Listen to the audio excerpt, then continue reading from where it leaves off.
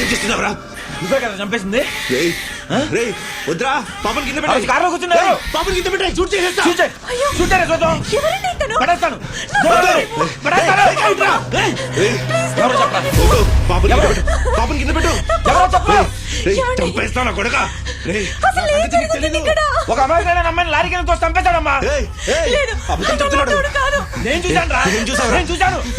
లేదు లేక వీడు అబద్ధం చెప్తున్నాడు. నువ్వేం చూసావురా? నువ్వు ఫేస్